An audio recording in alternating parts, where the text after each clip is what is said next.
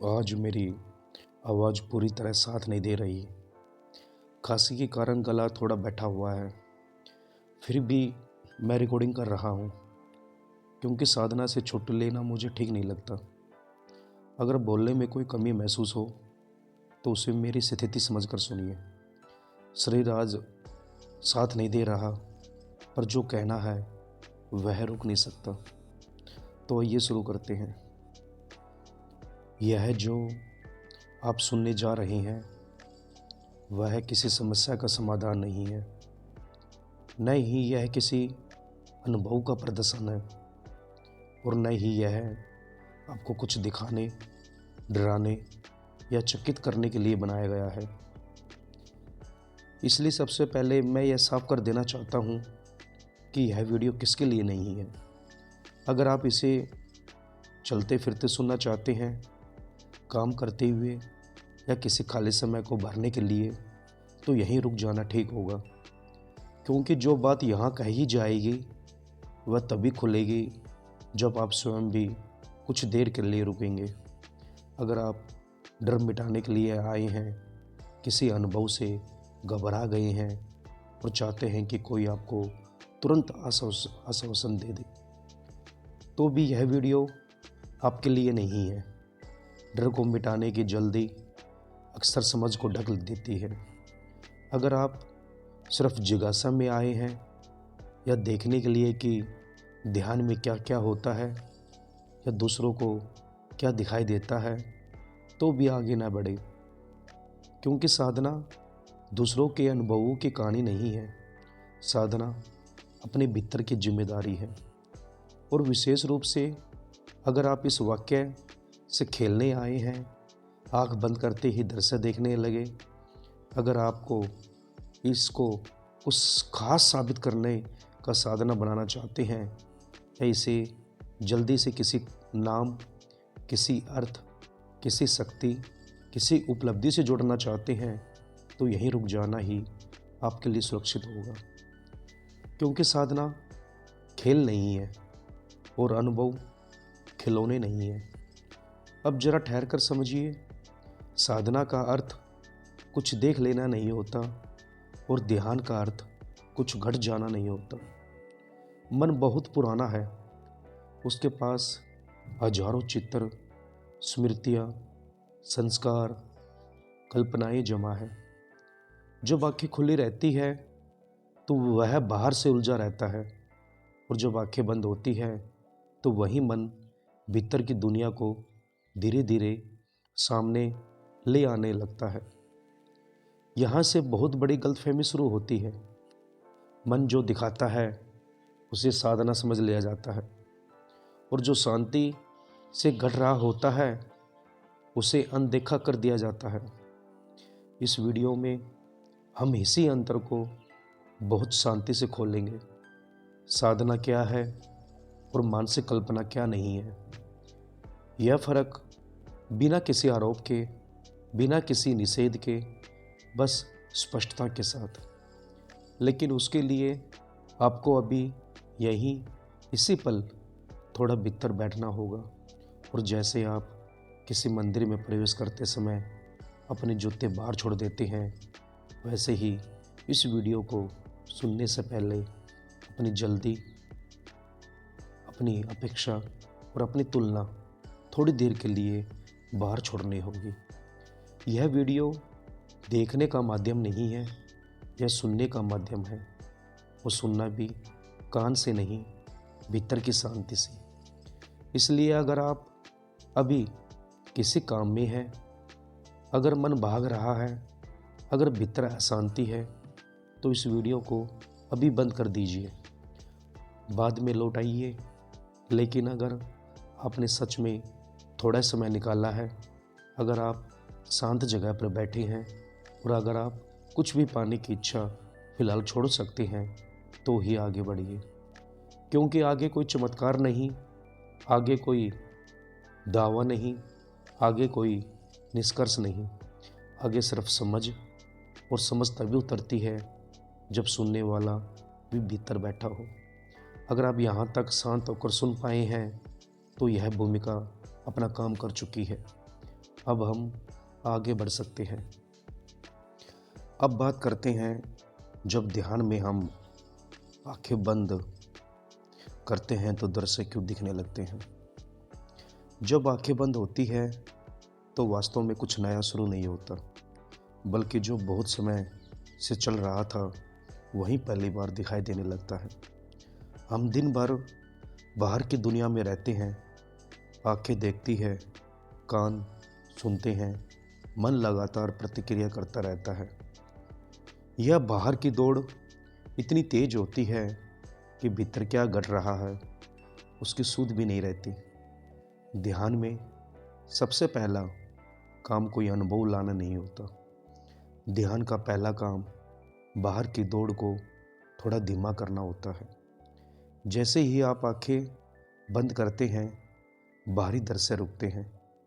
आंखें अब रूप, रंग, आकार इकट्ठा नहीं कर रही। कान भी धीरे धीरे बाहर के शोर से हटते हैं। इसी क्षण मन के पास एक नया मैदान खुल जाता है। वह मैदान भीतर का है। अब यहाँ एक बहुत सूक्ष्म बात समझनी होगी। मन कभी खाली नहीं होता। वह स्मृतियों से भरा है, संस्कारों से भरा है, दबी हुई इच्छाओं, डरे हुए अनुभवों, अधूरे विचारों से भरा है। जब बाहर का दबाव हटता है तो मन अपने ही भीतर की सामग्री धीरे धीरे सतह पर लाने लगता है। यहीं से दृश्य शुरू होते हैं। कभी हल्का सा प्रकाश दिखाई देता है, कभी कोई रंग, कभी कोई चेहरा, कभी कोई आकृति और कभी सिर्फ हलचल। इन सब का कोई एक कारण नहीं है। ये सब मन की परतों का खुलना है। आप इसे ऐसे समझिए जैसे कोई कमरा बहुत समय से बंद पड़ा हो। जैसे ही आप दरवाज़ा खोलते हैं तो पहले धूल उड़ती है, फिर पुरानी चीज़ें दिखने लगती है, फिर कमरा धीरे धीरे साफ होता है। ध्यान में दृश्य आना उस धूल के उड़ने जैसा है। यह साफ होने की प्रक्रिया है, न कि कुछ विशेष पाने की निशानी। लेकिन यहाँ मन जल्दी निष्कर्ष पर पहुँच जाता है, क्योंकि मन को दृश्य पसंद है। मन को कुछ घटते हुए देखना अच्छा लगता है। शांति मन को उतनी रोमांचक नहीं लगती जितनी कोई आकृति, कोई प्रकाश या कोई चेहरा। इसलिए जब पहला दृश्य आता है तो साथ में 3 भाव भी आते हैं। पहला डर, क्योंकि अनजान है। दूसरा आकर्षण, क्योंकि नया है। और तीसरा उत्सुकता, क्योंकि मन तुरंत जानना चाहता है कि यह क्या है। इन तीनों का एक साथ आना बहुत स्वाभाविक है। डर इसलिए आता है क्योंकि हमने कभी भीतर को इतनी साफ नज़र से नहीं देखा। आकर्षण इसलिए आता है क्योंकि मन सोचता है शायद कुछ विशेष हो रहा है। और उत्सुकता इसलिए क्योंकि मन हर चीज़ को नाम देना चाहता है। लेकिन यहाँ एक बात बहुत स्पष्ट समझनी होगी। ध्यान में जो दिखाई देता है वह अभी साधना नहीं है, वह साधना के रास्ते का एक दृश्य है। जैसे यात्रा में पेड़, नदी, पहाड़ दिखते हैं, पर यात्रा उन पर रुकने के लिए नहीं होती। यदि आप हर दृश्य पर रुकने लगेंगे तो यात्रा आगे नहीं बढ़ेगी। इसलिए यह समझ बहुत ज़रूरी है कि दृश्य आना ना अच्छा है न बुरा है। यह सिर्फ यह बताता है कि मन बाहर से भीतर की ओर मुड़ रहा है। और जब मन भीतर की ओर मुड़ता है तो वह पहले अपनी ही परतें दिखाता है। इस चरण में कोई निर्णय नहीं चाहिए। न यह कहना है कि यह सही है, न यह कहना है कि यह गलत है। सिर्फ इतना समझना काफ़ी है कि मन देख रहा है और आप देखने वाले को देख रहे हैं। अगर आप दृश्य को पकड़ेंगे तो मन और उलझेगा। अगर आप दृश्य से डरेंगे तो मन और सिकुड़ेगा। लेकिन अगर आप बस शांत रहेंगे तो दृश्य अपने आप आते जाते रहेंगे। यही कारण है कि कुछ दिन दृश्य बहुत आते हैं और फिर अचानक कम हो जाते हैं, क्योंकि मन जब देख लिया जाता है तो उसे दिखाने की जरूरत नहीं रहती। इसलिए इस भाग का सिर्फ उद्देश्य है समझ पैदा करना, क्योंकि निष्कर्ष नहीं, कोई लक्ष्य नहीं, कोई दावा नहीं, बस इतना जान लेना कि आंखें बंद होते ही जो दिखने लगता है वह अंत नहीं, वह बस शुरुआत का एक संकेत है।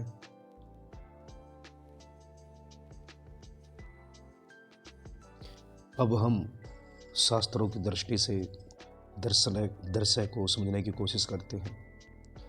अब जरा शास्त्रों की तरफ चले, क्योंकि जब भीतर कुछ दिखाई देने लगे तो सबसे बड़ा खतरा यह नहीं होता कि कुछ दिख रहा है, सबसे बड़ा खतरा होता है हम उसे सत्य मान लेते हैं।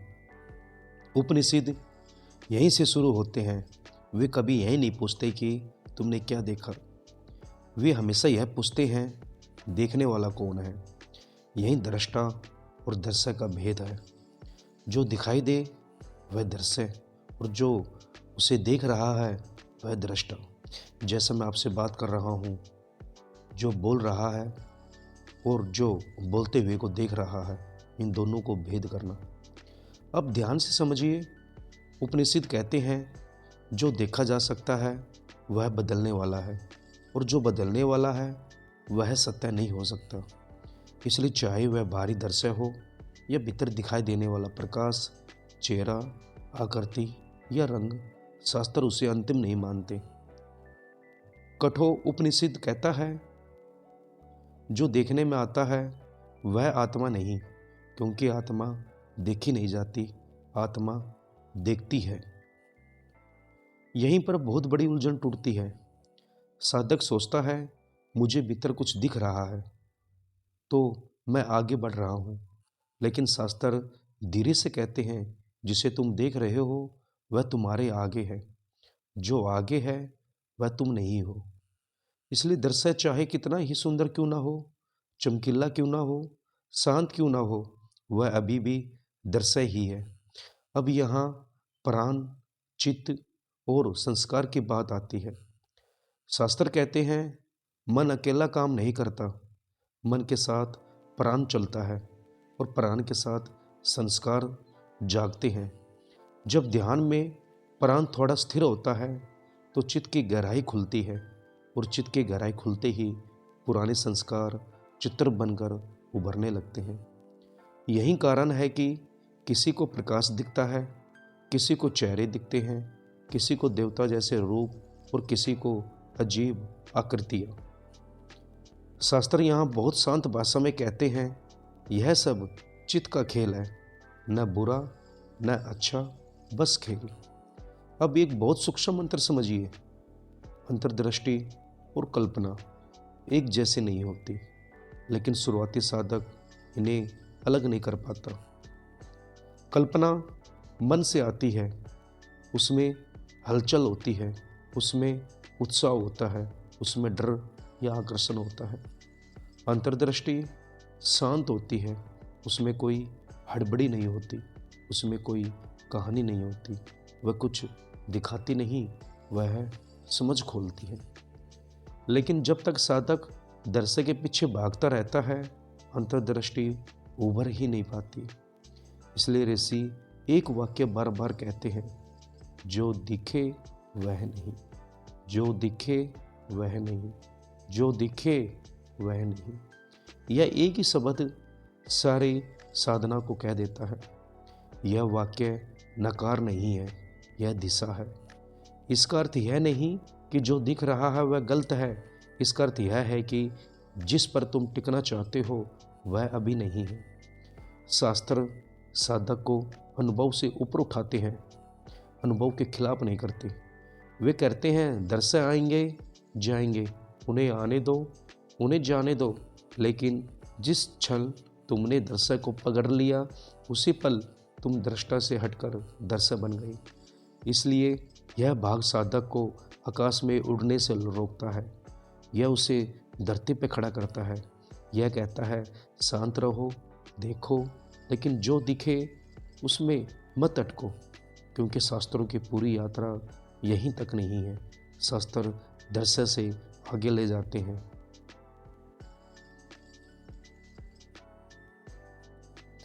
अब हम ध्यान में दृश्य, दिखाई देने वाले दृश्य को ध्यान और साधना की दृष्टि से समझते हैं। अब तक हमने यह समझ लिया कि ध्यान में दृश्य आना कोई असामान्य बात नहीं है, लेकिन अब सबसे जरूरी सवाल उठता है, इस अवस्था में साधना कैसे चलती है। ध्यान गहरा होने का अर्थ यह नहीं है कि कुछ विशेष दिखाई देने लगे। ध्यान गहरा होने का अर्थ है कि मन धीरे धीरे अपनी परतें खोलने लगता है। मन एक साथ पूरा नहीं खुलता, वह परतों में खुलता है और हर परत अपने साथ कुछ न कुछ दिखाती है। पहली परत बाहरी आदतों की होती है, वहाँ दिन भर के दृश्य, आवाज़ें, घटनाएं घूमती रहती है। यह ध्यान अभी स्थिर नहीं होता। जब यह परत थोड़ी शांत होती है तो दूसरी परत खुलती है। वहाँ पुरानी स्मृतियाँ, दबी हुई भावनाएं, अधूरे अनुभव चित्र बनकर आने लगते हैं। यहीं से दृश्य स्पष्ट होने लगते हैं और साधक अक्सर यहीं भ्रमित हो जाता है। क्योंकि दृश्य स्पष्ट होने लगते हैं तो मन सोचता है अब कुछ खास हो रहा है, लेकिन साधना की दृष्टि से यह अभी रास्ता है, मंजिल नहीं। दृश्य रुकावट नहीं है, लेकिन रुकने की जगह भी नहीं है। इसलिए कुछ दिन दृश्य बहुत आते हैं और फिर अचानक कम हो जाते हैं या पूरी तरह गायब हो जाते हैं। साधक तब चिंतित हो जाता है, क्या साधना रुक गई? क्या मैं पीछे चला गया? असल में यही साधना आगे बढ़ाती है। जब मन दृश्य दिखाकर थक जाता है तो वह और गहराई में डूबने लगता है। ध्यान में स्थिरता इसलिए आती है क्योंकि मन और चेतना दो अलग स्तर पर काम करते हैं। मन चलना चाहता है, चेतना स्थिर है। जब तक मन को अपनी चाल चलने दी जाती है तब तक वह दृश्य दिखाता है, लेकिन जब साधक दृश्य में न उलझकर सिर्फ देखने में ठहर जाता है तो मन धीरे धीरे शांत होने लगता है। इसलिए ध्यान में कभी बहुत अनुभव आते हैं, कभी कुछ भी नहीं। और जो अवस्था कुछ भी नहीं की लगती है वही साधना के लिए सबसे ज़्यादा उपजाऊ होती है। लेकिन साधक अक्सर यहीं घबरा जाता है, क्योंकि मन कहता है अब कुछ नहीं हो रहा, अब ध्यान फीका हो गया। ध्यान फीका नहीं होता, मन अनुभव के बिना ऊब जाता है। साधना में इस अवस्था को पार करने का कोई उपाय नहीं होता, कोई तकनीक नहीं होती, कोई विशेष अभ्यास नहीं होता। सिर्फ एक बात होती है, अनुभव से चिपकना बंद। जैसे नदी में तैरते समय आप पानी को पकड़ने की कोशिश नहीं करते, बस शरीर को ढीला छोड़ देते हैं, वैसे ही ध्यान में दृश्य को पकड़ने या हटाने की कोशिश नहीं करनी होती, न बढ़ाना न दबाना। जब यह समझ पक्की होती है तो साधना अपने आप अगले चरण में प्रवेश करती है। वहाँ दर्शन नहीं होते, वहाँ कहानियाँ नहीं होती, वहाँ बस उपस्थिति होती है। लेकिन वह उपस्थिति भी कुछ समय बाद घुल जाती है, क्योंकि साधना किसी अनुभव को स्थायी बनाने की प्रक्रिया नहीं है। साधना अनुभव के बोझ से मुक्त होने की प्रक्रिया है। इसलिए यह बात किसी विधि का पाठ नहीं, यह साधक को सहज बनाना है। जब दर्शन आए तो उन्हें जैसे हैं आने दें, जब न आए तो उसी में ठहरे। यही ध्यान और साधना की सबसे सरल और सबसे कठिन समझ है। अब दर्शन के बारे में विज्ञान क्या कहते हैं, इसके ऊपर हम चर्चा करते हैं। अब यहाँ थोड़ी देर के लिए हम विज्ञान की भाषा में इस पूरे अनुभव को देखें, लेकिन एक बात शुरू में ही स्पष्ट कर दें, विज्ञान अनुभव को मापता है, साधना अनुभव के पार जाती है। दोनों का काम अलग है। जब ध्यान में आंखें बंद करते ही दृश्य दिखने लगते हैं तो विज्ञान सबसे पहले मस्तिष्क को देखता है। मस्तिष्क का एक हिस्सा विजुअल कॉन्टेक्स्ट, यह वही हिस्सा है जो आंखें खुली होने पर बाहरी दृश्य को समझता है। लेकिन एक रोचक बात है, आंखें बंद होने पर भी विजुअल कोर्टेक्स बंद नहीं होता, वह सक्रिय रहता है। ध्यान में जब बाहरी संकेत कम हो जाते हैं तो मस्तिष्क भीतर से आने वाले संकेतों को ज़्यादा स्पष्टता से पकड़ने लगता है। यही कारण है कि आंखें बंद होते ही प्रकाश, रंग, आकृतियाँ दिखने लगती है। यह कोई गड़बड़ी नहीं है, यह मस्तिष्क की स्वाभाविक क्षमता है। अब यहाँ ब्रेन वेव की बात आती है। सामान्य जागृत अवस्था में मस्तिष्क बीटा वेव्स में चलता है। यह सोचने, योजना बनाने और प्रतिक्रिया की अवस्था है। गहरा ध्यान होने पर बीटा धीरे धीरे अल्फा में बदलता है और फिर थीटा में। थीटा वह अवस्था है जहाँ सपने और जागृति के बीच की सीमा धुंधली हो जाती है। इसी अवस्था को विज्ञान हिप्नोगोगिक स्टेट कहता है। यह वही स्थिति है जो नींद आने से थोड़ी पहले होती है, जहाँ अजीब दृश्य, आवाज़ें या हल्की अनुभूतियाँ स्वाभाविक रूप से उभरती है। लेकिन ध्यान में एक फ़र्क होता है। नींद में चेतना डूब जाती है, ध्यान में चेतना जागी रहती है। यहीं से विज्ञान भी थोड़ा रुकता है, क्योंकि हिप्नोगोगिक स्टेट आमतौर पर बेहोशी की ओर ले जाती है, लेकिन ध्यान में वही अवस्था जागरूकता के साथ ही होती है। इसलिए विज्ञान इसे सीधा भ्रम नहीं कहता।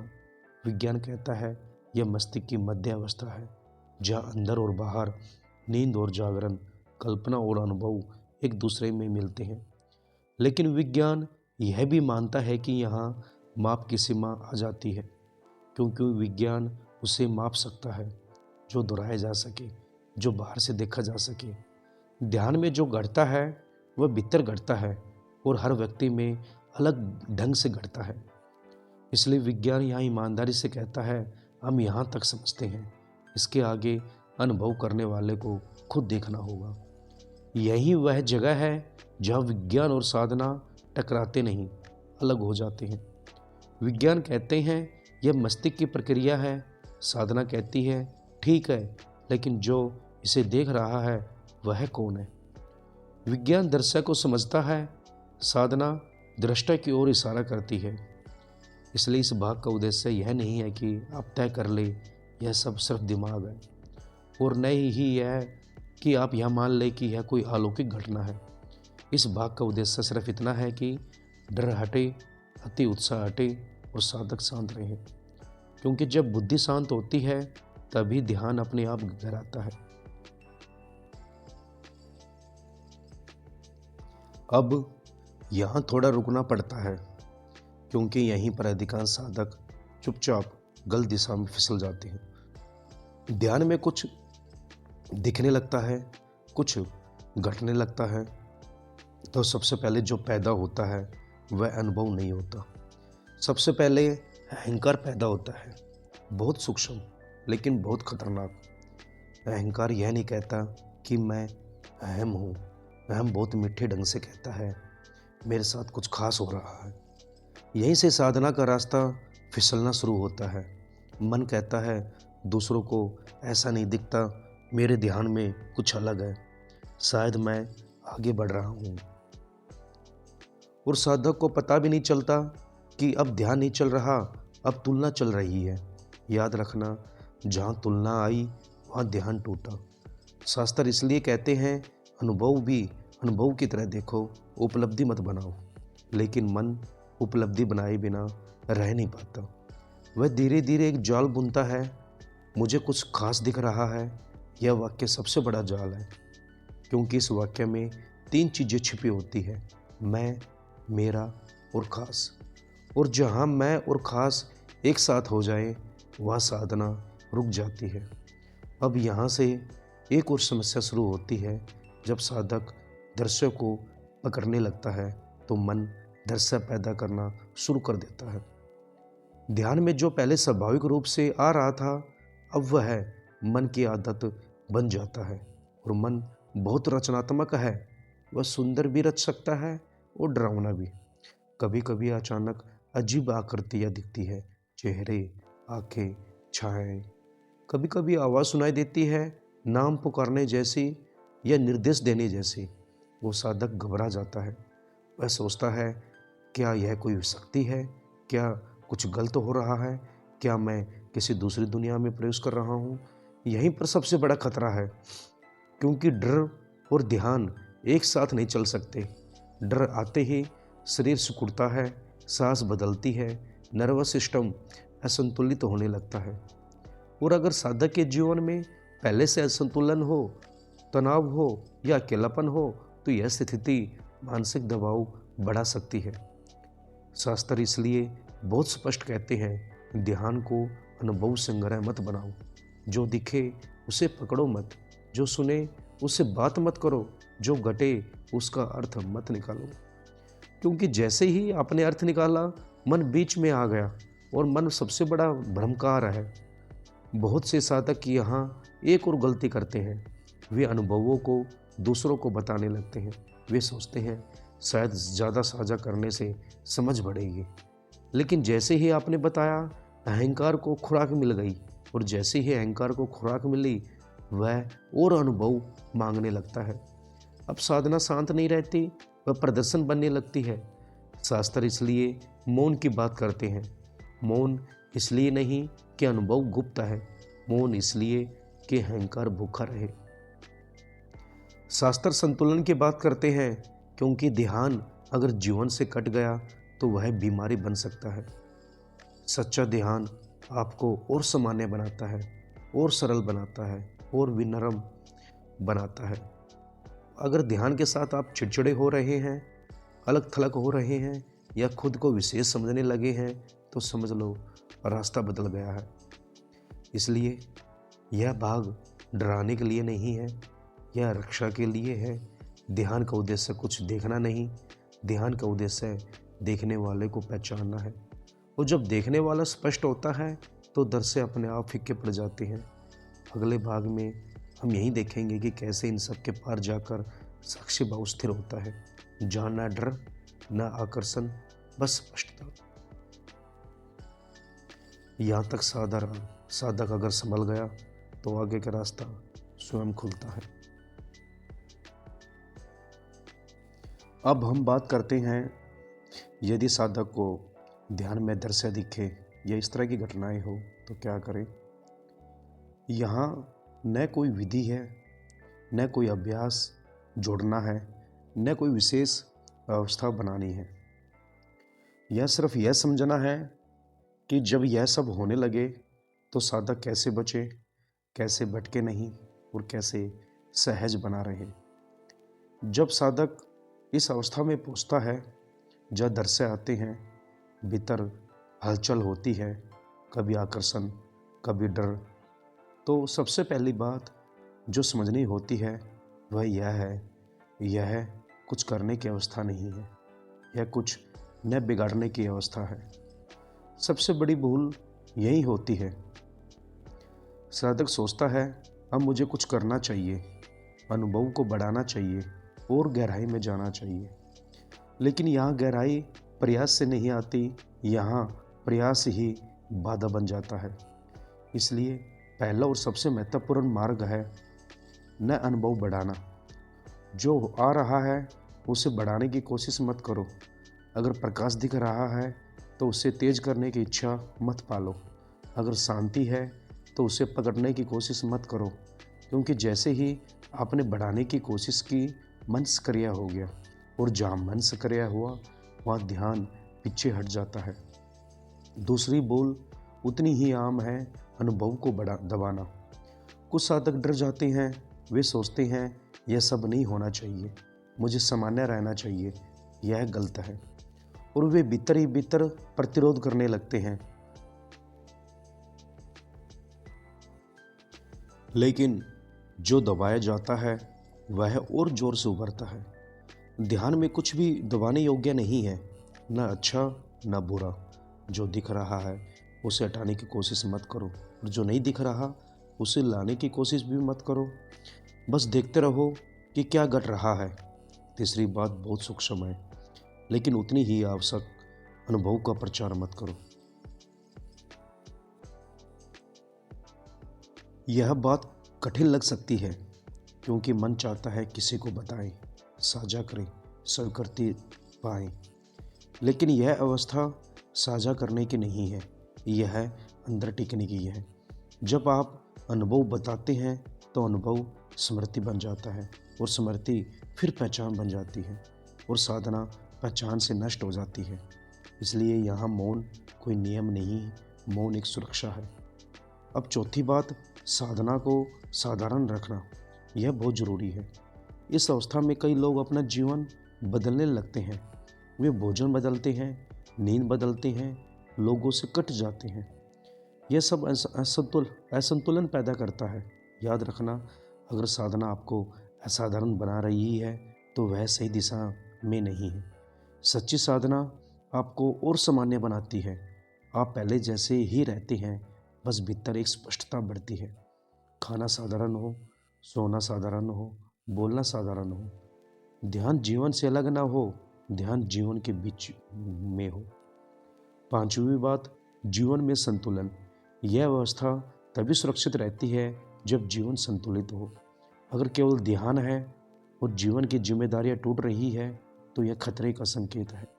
ध्यान आपको जीवन से भागने का बहाना नहीं देता, वह जीवन को और साफ देखने की क्षमता देता है। अब सबसे अंतिम और सबसे गहरी बात, साक्षी भाव में ठहरना। यह कोई अभ्यास नहीं, यह कोई तकनीक नहीं, यह एक समझ है। जो भी हो रहा है, दृश्य, शांति, डर, आनंद, सब आपके सामने हो रहा है और जो सामने हो रहा है वह आप नहीं हो सकते, वह है जो देख रहा है। बस इस स्पष्टता में ठहर जाना, न उसे पकड़ना, न उसे भागना, न उसे सजाना।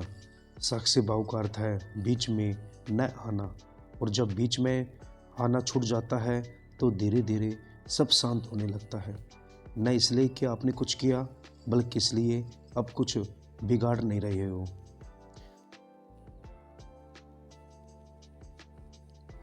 जब साधक काफ़ी समय तक बिना पकड़े, बिना बढ़ाए, बिना दबाए दर्शक को देखता रहता है तो एक दिन बहुत कुछ साधारण सा होता है। दृश्य धीरे धीरे कम होने लगते हैं। कोई अचानक अंत नहीं होता, कोई घोषणा नहीं होती, कोई अब समाप्त की घंटी नहीं बजती। बस एक दिन वे आते नहीं तो साधक चौंकता भी नहीं, क्योंकि अब उन्हें आने की जरूरत ही नहीं रही। दृश्य क्यों मिटते हैं? क्योंकि दृश्य मन की भाषा है, और जब मन अब बीच में नहीं आता तो भाषा भी चुप हो जाती है। यह समझना जरूरी है कि दृश्य ध्यान का फल नहीं थे, दृश्य ध्यान का संकेत भर थे। जैसे रास्ते में मील का पत्थर, जब तक रास्ता अनजान था वे जरूरी थे। अब रास्ता पहचाना जा चुका है तो पत्थर पीछे छूट जाते हैं, और तब साधक को एक अजीब सी खाली जगह महसूस होती है। वह सोचता है अब तो कुछ भी नहीं हो रहा, न प्रकाश, न रंग, न आकृति, न अनुभव। और यही एक बहुत बड़ी गलतफहमी हो सकती है। साधक इसे पतन समझ लेता है, लेकिन यह पतन नहीं है, यह सरलता है। क्योंकि जब कुछ भी खास नहीं बचता तभी ध्यान सहज होता है। सहज का अर्थ जिसे बनाए रखना ना पड़े। अब ध्यान करना नहीं पड़ता, ध्यान होता है। बैठो या ना बैठो, अंतर नहीं पड़ता। आंखें खुली हो या बंद, अंतर नहीं पड़ता। ध्यान अब अवस्था नहीं रहा, ध्यान अब स्वभाव बन गया। और इसी के साथ भीतर का अकेलापन धीरे धीरे गलने लगता है। पहले दृश्य एक तरह से साथ थे, अब वे भी नहीं रहे, लेकिन अब अकेलापन काटता नहीं, क्योंकि अब कोई मैं अकेला रहा ही नहीं गया। जहाँ अलगाव था वहाँ मौन है, और मौन कभी खाली नहीं होता। मौन बस बिना शब्द का पूर्ण होता है। इस भाग में कुछ पाने की कोई बात नहीं होगी, इस भाग में कुछ छोड़ने की भी कोई बात नहीं होगी। बस ये स्पष्टता होगी कि जो आया वह अपने समय पर आया, और जो गया वह भी ठीक हो गया। अब न दर्शक की चाह है, न उनके आने का दुख, जाने का दुख। अब ध्यान अब कहीं जाने की यात्रा नहीं, ध्यान अब यहीं के होने की स्वीकृति है।